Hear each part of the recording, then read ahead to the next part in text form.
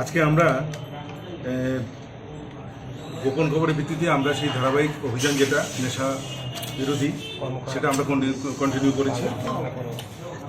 আজকে আমরা অনেক দিনের পলাতক এবং এই ফুলবাজার এলাকাটাকে বিশেষ করে মহারাজগঞ্জ বাজার এলাকাতে যে সবচেয়ে বেশি ড্রাগ নিয়ে বিক্রি করে এবং যাকে আমরা ধরতে পারছিলাম না, আজকে তাকে ধরা হয়েছে। তার নাম হচ্ছে প্রদীপ কুমার দাস এলাইস নিরু, এবং তার কাছ থেকে পাওয়া যায় 35টি কোরেক্স এবং আর বাকি 672টি এসপি ট্যাবলেট মানে স্পার্টমোপ্রক্সিবিয়ান, এবং তার মোবাইল ফোন এবং তার বাইক সবই আমরা ওর কাছ থেকে সিজ করি।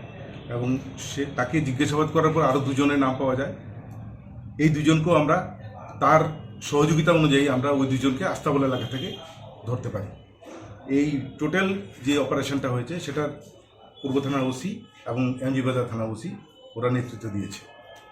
পাশাপাশি আরও আমরা 4 জনকে এই কেসে আমরা টার্গেট করেছি, যারা এই ব্যবসায় ওই জায়গাতে সবসময় অ্যাভেলেবেল থাকে, মানুষকে ড্রাগ সাপ্লাই করে থাকে। এদেরকেও আমরা অ্যারেস্ট করব আগামী পুজো, এই পুজোর মধ্যে, পুজোর আগে এদেরকে আমরা অ্যারেস্ট করব। তবে আমাদের যে টার্গেট সেটা হচ্ছে এই দুর্গাপূজার আগে আমরা যতজন নেশা কারবারি, নেশা বিক্রি করার যতজন এই ব্যবসায় যারা জড়িত আছে প্রত্যেককে আমরা অ্যারেস্ট করতে সক্ষম হব এবং পুজো আমরা শান্তিপূর্ণভাবে কাটাবো। এখন অবধি যাদেরকে ধরা হয়েছে তাদের নামগুলি কি? যাদেরকে ধরা হয়েছে প্রথম হচ্ছে প্রদীপ, এখানে উল্লেখ করি আরেকটা জিনিস উল্লেখ করা হয়, যাদেরকে ধরা হয়েছে যেমন অজয় কুমার রায় এবং মনীষ রায় নিরু বাদে, এদের কাছ থেকে কিন্তু আমরা 2টি পাউচ পেয়েছি, যেগুলির প্রায় টোটাল 24 গ্রাম হিরোইন আছে এদের কাছে। এবং টোটাল সব জিনিসের বাজার মূল্য অ্যারাউন্ড 10 to 15 লাখ।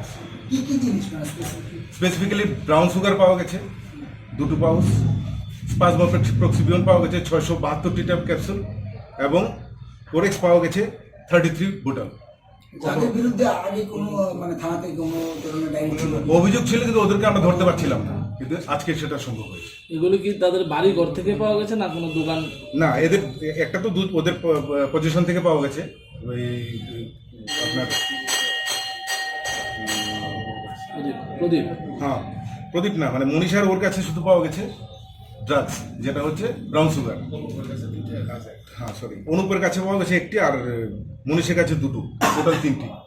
তারা কি মজুদকারী না বিক্রেতা? তারা বিক্রেতা, তাদের মজুদ কোথাও না কোথাও ওরা মজুদ করে রাখে এবং দিনের বেলায় এই জিনিসগুলিকে শহরের বিভিন্ন অঞ্চলে ছড়িয়ে ছড়িয়ে বিক্রি করে। আপনি কি মনে করেন তাদেরকে সূত্র ধরে অন্য কিছু বেরিয়ে আসতে পারে?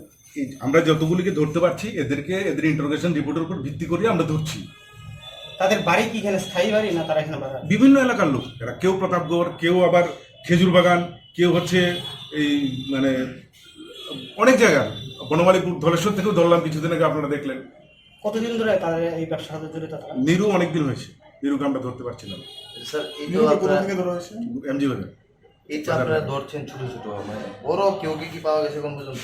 যখন বড় ধরছি তখন তো আপনারা দেখছেন না, মেইন ডিস্ট্রিবিউটর মেন ধরেছি আমরা, মেন তো এর আগে 4 জনকে আমরা ধরেছি, আর নিরু কিন্তু ওই সেই ক্যাটাগরির সাপ্লাইয়ার, ওকে মেন সাপ্লাইয়ার। কোথায় থেকে আনছে কি কিছু পাওয়া গেছে? এগুলো এখন জিজ্ঞাসাবাদ করে বার করবো। কয়টার সময়? আজকে 3:30 থেকে 5:30টার মধ্যে এই অপারেশন। মালগুলো কত বাজার মূল্য বললাম 10 থেকে 15 লাখ টাকা হয়ে যায়। Thank you.